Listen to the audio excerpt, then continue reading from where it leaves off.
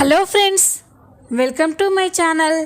ప్రాణాపాయంలో ఉన్న గీతని కాపాడిన అంజలి గొప్పతనం తెలుసుకొని అంజలికి దగ్గరవుతున్న గీత. అసలు ఏం జరగబోతుంది? గీత ప్రాణాపాయంలో ఉండడం ఏంటి తెలుసుకోవాలి అంటే ఈ వీడియోని ఎక్కడా స్కిప్ చేయకుండా చూసేయండి. ఇక వీడియోలోకి వెళ్ళినట్లయితే అంజలి అయితే ఇంట్లో అన్ని పనులు కూడా చాలా చక్కగా చేస్తూ ఉంటుంది. అంజలి అలా చేస్తూ ఉంటే రాజారాం అంజలిని చూసి చాలా మురిసిపోతూ ఉంటాడు.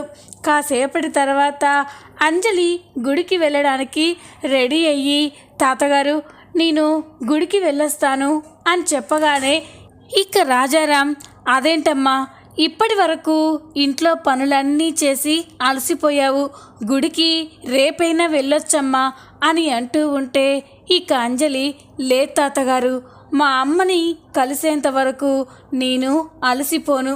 కనిపించిన దేవుడి కల్లా మా అమ్మ గురించే మొక్కుకుంటున్నాను. ఇక్కడ దగ్గరలో అమ్మవారి గుడి ఉందని విన్నాను. ఆవిడ చాలా మహిమ గలదని అందరూ చెప్పుకుంటున్నారు.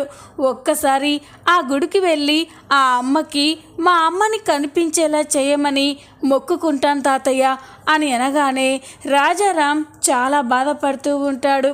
ఇక అంజలి వెళ్ళొస్తాను తాతయ్య అని గుడికి బయలుదేరుతుంది. అంజలి తన తల్లి గురించి అంతలా ఆరాటపడడం చూసి రాజారాం అయితే చాలా ఎమోషనల్ అయిపోతూ ఉంటాడు. నన్ను క్షమించమ్మా, మీ అమ్మ నాకు తెలిసినా కూడా చెప్పలేని పరిస్థితుల్లో ఉన్నాను. నేను నీకు చాలా అన్యాయం చేస్తున్నాను తల్లి. నేను ఎప్పుడు మీ తల్లి కూతుళ్ళని కలుపుతానో అప్పుడు నేను ప్రశాంతంగా ఉంటాను. అలాంటి రోజు ఆ దేవుడు ఎప్పుడు తీసుకొస్తాడా అని ఎదురు చూస్తున్నానమ్మా అని రాజారాం అయితే చాలా బాధపడుతూ ఉంటాడు. అంజలి ఇక గుడికి వెళ్తుంది. గుడికి వెళ్ళిన తర్వాత అక్కడే అమ్మవారి ముందు దీపం వెలిగించి అమ్మవారిని వేడుకుంటూ ఉంటుంది. అమ్మ, 25 ఏళ్ల నుంచి మా అమ్మ ఎక్కడుందో తెలియకుండానే పెరిగాను. అమ్మ ఎవరో తెలియకుండానే పెరిగాను. అమ్మని వెతుక్కుంటూ ఇక్కడి వరకు వచ్చాను. దయచేసి మా అమ్మ ఎక్కడున్నా నాకు కనిపించేలా చెయ్యమ్మా అని ఇక అంజలి అయితే దేవుణ్ణి వేడుకుంటూ ఉంటుంది. అక్కడ దీపం పెట్టి అక్కడే వేరొక దేవుడి దగ్గరికి వెళ్తుంది. ఇంతలోనే అదే గుడికి గీత కూడా వస్తుంది.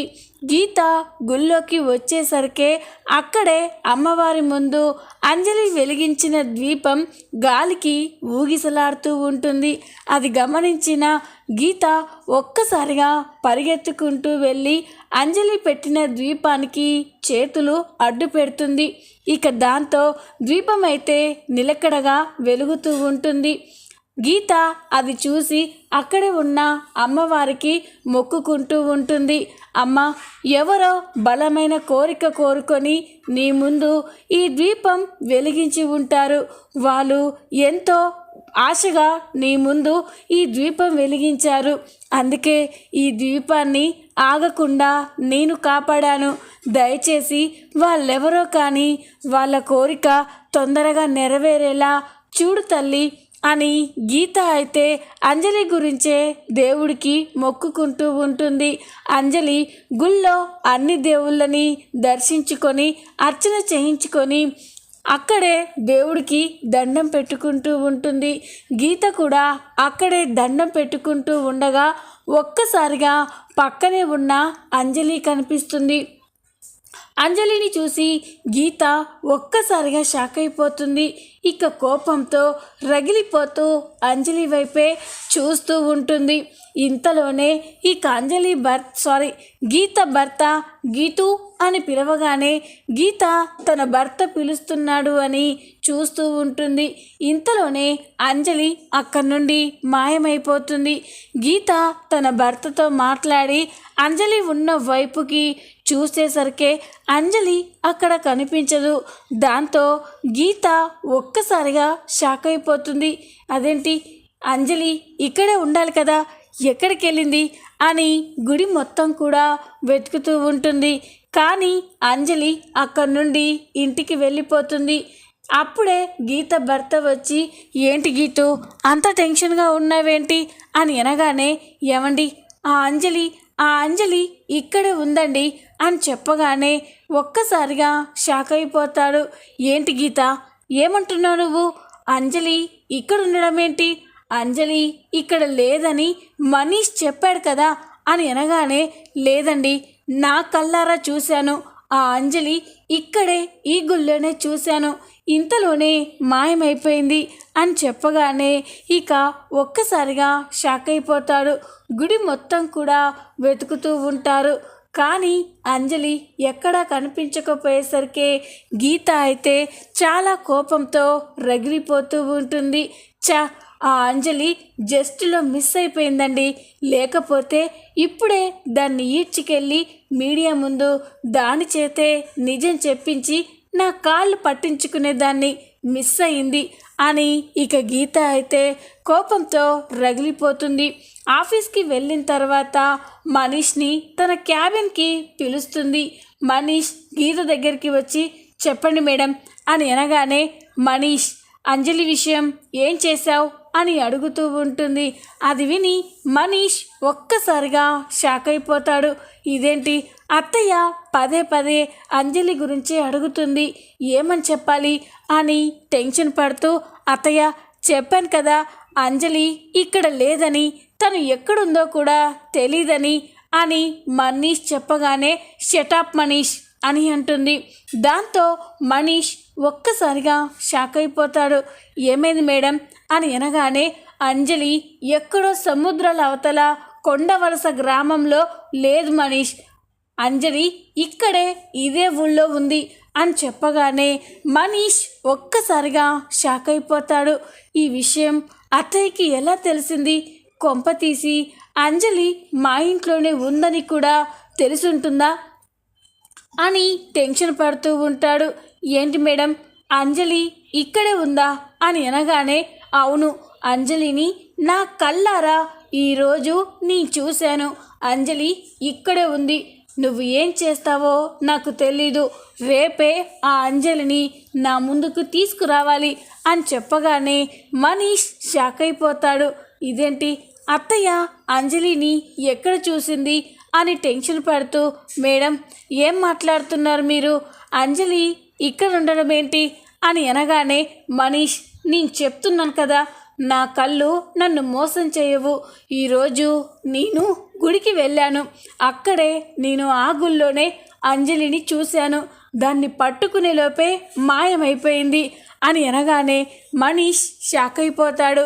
అంటే ఈ అంజలి కుదురుగా ఉండక గుడికి కూడా వెళ్తుందా అని మనీష్ అయితే షాక్ అయిపోయి చూస్తూ ఉంటాడు.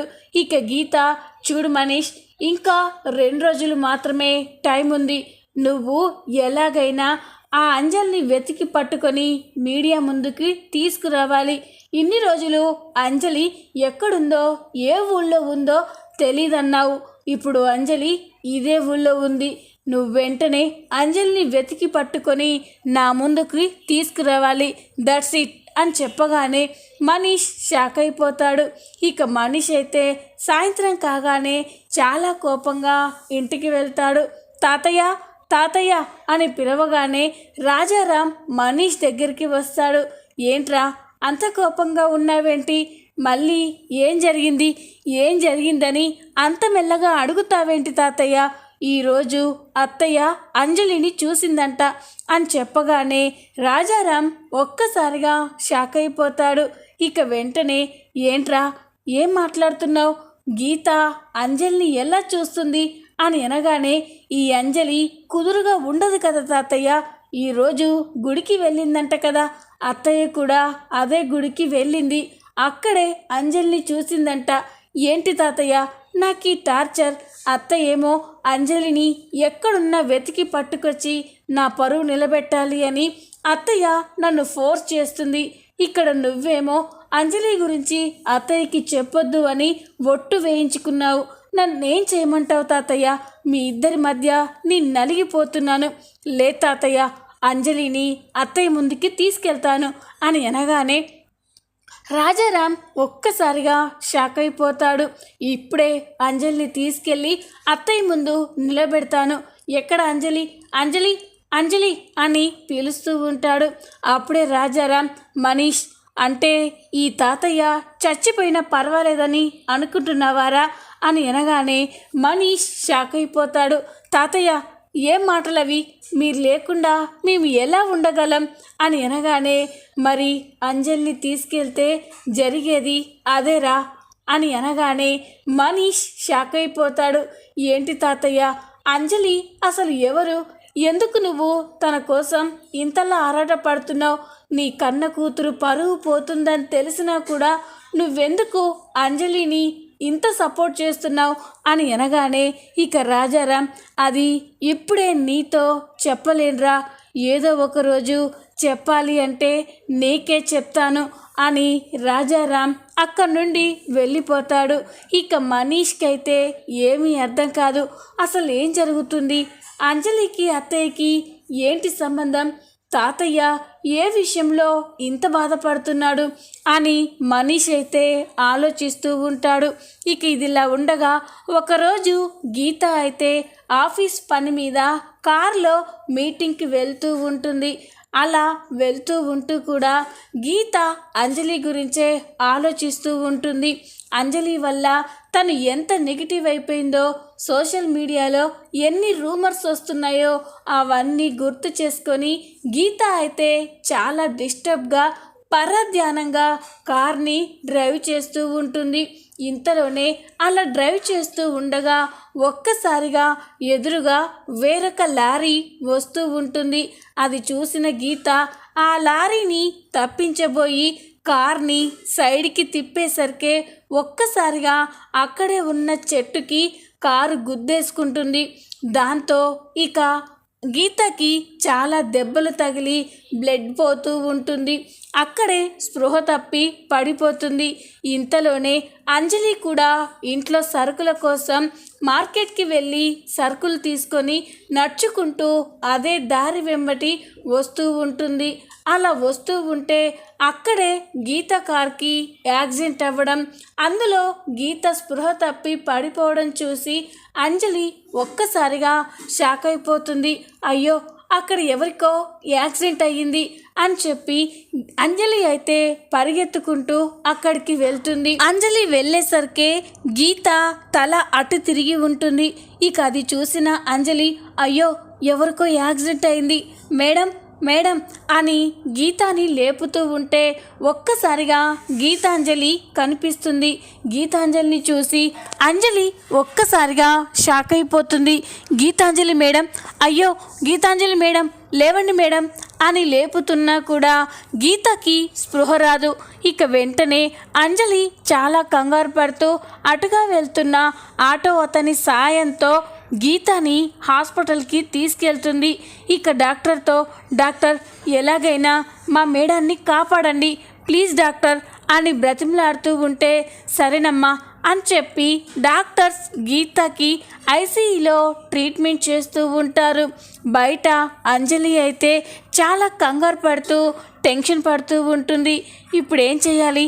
గీతాంజలి మేడం తాతగారికి కన్న కూతురు, తన కన్న కూతురికి ఇలా జరిగిందని తెలిస్తే తాతగారు తట్టుకోగలరా? లేదు, ఇప్పుడే తాతగారికి మేడంకి ఇలా జరిగిందని చెప్పొద్దు. కానీ ఎలా, ఎవరికి చెప్పాలి అని ఆలోచిస్తూ ఉంటుంది. అప్పుడే అంజలికి మనీష్ గుర్తొస్తాడు. ఇక వెంటనే తన ఫోన్ తీసి మనీష్కి కాల్ చేస్తుంది. అంజలి నుండి ఫోన్ రాగానే, ఇదేంటి ఎప్పుడూ లేనిది అంజలి నాకు ఫోన్ చేస్తుంది అని ఫోన్ లిఫ్ట్ చేసి, చెప్పంజలి అని అనగానే, ఏమండి మీరు అర్జెంటుగా వెంటనే హాస్పిటల్కి రావాలి అని చెప్పగానే మనీష్ ఒక్కసారిగా షాక్ అయిపోతాడు. ఏంటంజలి ఏమైంది? నువ్వు బాగానే ఉన్నావు కదా, హాస్పిటల్కి దేనికి అని అనగానే, నేను బాగానే ఉన్నానండి, కానీ గీతాంజలి మేడం గారికి అని అంటూ ఉంటే మనీష్ షాక్ అయిపోతాడు. ఏంటంజలి, అత్తయ్యకి ఏమైంది అని అనగానే, గీతాంజలి మేడంకి యాక్సిడెంట్ అయిందండి అని చెప్తూ ఉంటుంది. అది విని మనీష్ ఒక్కసారిగా షాక్ అయిపోతాడు. ఏంటంజలి, అత్తయ్యకి యాక్సిడెంట్ అయిందా? ఇప్పుడు ఎలా ఉంది అని అనగానే అంజలి తెలీదండి, డాక్టర్స్ ట్రీట్మెంట్ చేస్తున్నారు, మీరు వెంటనే హాస్పిటల్కి రండి, ఈ విషయం తాతగారికి బామ్మగారికి చెప్పొద్దు, వాళ్ళు తట్టుకోలేరు అని చెప్పగానే మనీష్ షాక్ అయిపోతాడు. అలాగే ఇంతకీ ఏ హాస్పిటల్ అని అనగానే అంజలి హాస్పిటల్ పేరు చెప్తుంది. మనీష్ అయితే చాలా టెన్షన్గా ఎవ్వరికీ చెప్పకుండా హాస్పిటల్కి వెళ్తాడు. మనీష్ అక్కడికి వెళ్ళేసరికి అంజలి అయితే చాలా బాధపడుతూ ఏడుస్తూ ఉంటుంది. ఇక మనీష్ అంజలిని చూసి, అంజలి అతయ్యకి ఎలా ఉంది అని అనగానే తెలీదండి, డాక్టర్లు ఇంకా బయటికి రాలేదు అని చెప్తూ ఉంటుంది. కాసేపటి తర్వాత డాక్టర్లు బయటికి వస్తారు.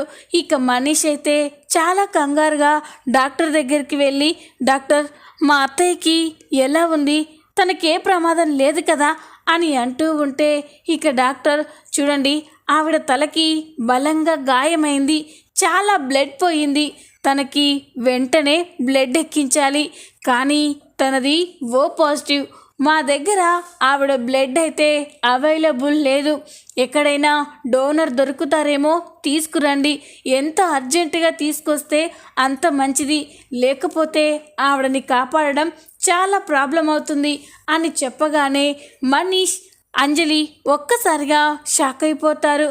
ఇక అప్పుడే అంజలి, డాక్టర్ నాది కూడా ఓ పాజిటివ్ బ్లడ్ గ్రూపే, మీకు ఎంత బ్లడ్ కావాలన్నా తీసుకోండి, కానీ మేడంని మాత్రం బ్రతికించండి అని చెప్పగానే ఇక డాక్టర్లు అలాగా అయితే వెంటనే నువ్వు బ్లడ్ ఇవ్వమ్మా అని అంజలిని తీసుకెళ్తూ ఉంటారు. ఇక అంజలి అయితే గీతాకి బ్లడ్ డొనేట్ చేస్తూ ఉంటుంది.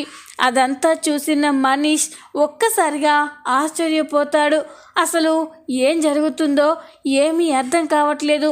అత్తయ్య అంజలి మీద పీకల దాకా కోపంతో ఉంది అని తెలిసినా కూడా తాతయ్య అంజలిని అత్తయ్య కంట పడకుండా దాచాడు. మళ్ళీ అత్తయ్యకి యాక్సిడెంట్ అయ్యే అంజలికి కంట పడింది. అంతేకాకుండా ఇప్పుడు అత్తయ్యని కాపాడేది కూడా అంజలియే. అసలు ఏం జరుగుతుందో ఏమీ అర్థం కావట్లేదు. అంజలికి అత్తయ్యకి ఏంటి సంబంధం అని ఇక మనీష్ అయితే ఆలోచిస్తూ ఉంటాడు. ఇక అంజలి టైంకి బ్లడ్ ఇచ్చేసరికి గీతకి ఏ ప్రమాదం ఉండదు. కాసేపటి తర్వాత డాక్టర్స్ బయటికి రాగానే మనీష్ డాక్టర్ దగ్గరికి వెళ్ళి, డాక్టర్ మా అత్తయ్యకి ఎలా ఉంది అని అనగానే షీ ఈజ్ సేఫ్, తనకిక ఎలాంటి ప్రాబ్లం లేదు అని అనగానే thank you doctor, thank you so much అని మనీష్ డాక్టర్స్కి థ్యాంక్ యూ చెప్తూ ఉంటారు. ఇక అప్పుడే డాక్టర్, మీరు థ్యాంక్ యూ చెప్పాల్సింది నాకు కాదండి, ఆ అమ్మాయికి, తనే కానీ టైంకి మీ అత్తయ్య గారిని హాస్పిటల్కి తీసుకురాకపోయినా, టైంకి తన బ్లడ్ని డొనేట్ చేయకపోయినా ఈరోజు ఆవిడ బ్రతికడం చాలా కష్టమయ్యేది. ఈరోజు ఆవిడని కాపాడింది మాకంటే ఆ అమ్మాయే అని చెప్పగానే మనీష్ అయితే చూస్తూ ఉంటాడు. డాక్టర్లు వెళ్ళిపోగానే మనీష్ అంజలి దగ్గరికి వచ్చి, అంజలి చాలా థ్యాంక్స్ అంజలి, ఈరోజు నువ్వు కాపాడింది మా అత్తయ్యనే కాదు, ఎంతోమంది ప్రాణాలని.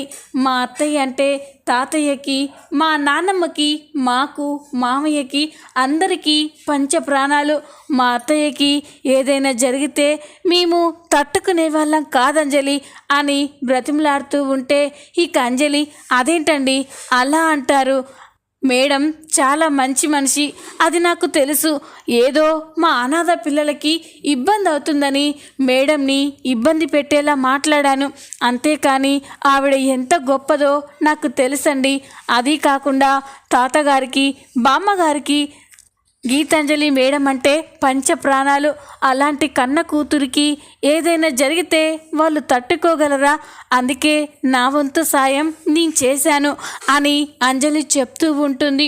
ఇక మనీష్తో అంజలి, నేను వెళ్తానండి, నా మీద గీతాంజలి మేడం గారు చాలా కోపంగా ఉన్నారు, మేడం గారు స్పృహలోకి వచ్చాక నేను కనిపిస్తే చాలా ఎమోషనల్ అయిపోతారు, కోపంతో రగిలిపోతారు. అందుకే నేను ఇక్కడ నుండి వెళ్తానండి, మేడం జాగ్రత్త అని చెప్పి అంజలి అయితే అక్కడ నుండి వెళ్ళిపోతుంది. కాసేపటి తర్వాత గీతాకి స్పృహ వస్తూ ఉంటుంది.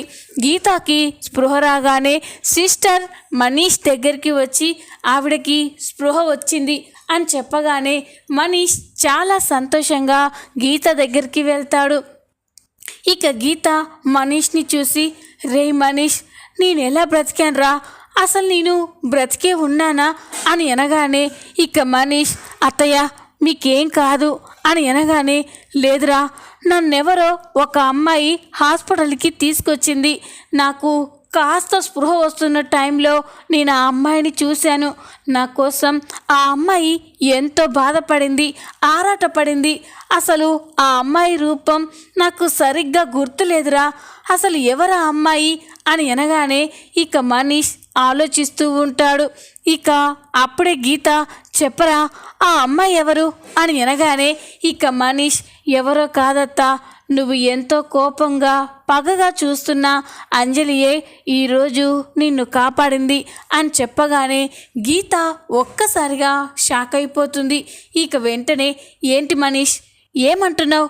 ఆ అంజలి నన్ను కాపాడడం ఏంటి? లేదు, నేను నమ్మను. నేను ఆ అంజలి ఇష్యూ మర్చిపోవాలనే నువ్వు ఇదంతా చెప్తున్నావు కదా అని అంటూ ఉంటే అప్పుడే డాక్టర్ అక్కడికి వచ్చి, లేదమ్మా, నిన్ను ఇక్కడ హాస్పిటల్లో అడ్మిట్ చేసింది అంజలి అనే అమ్మాయే. అంతేకాదు, నిన్ను సమయానికి హాస్పిటల్కి తీసుకురావడమే కాకుండా నీకు చాలా బ్లడ్ పోయింది. సరైన సమయంలో ఆ అమ్మాయి బ్లడ్ ఇచ్చింది కాబట్టే ఈరోజు మళ్ళీ మీరు ఇలా మాట్లాడగలుగుతున్నారు. ఆ అమ్మాయే కానీ మిమ్మల్ని టైంకి హాస్పిటల్కి తీసుకురాకపోయినా, ఆ అమ్మాయి మీకు బ్లడ్ ఇవ్వకపోయినా మీరు బ్రతికేవారే కాదు మేడం అని చెప్పగానే ఇక గీత అయితే షాక్ అయిపోతుంది. చూద్దాం రాబోయే ఎపిసోడ్లో ఏం జరగబోతుందో. ఈ వీడియో మీకు నచ్చినట్లయితే లైక్ చేయండి, సబ్స్క్రైబ్ చేసుకోండి. Thanks for watching.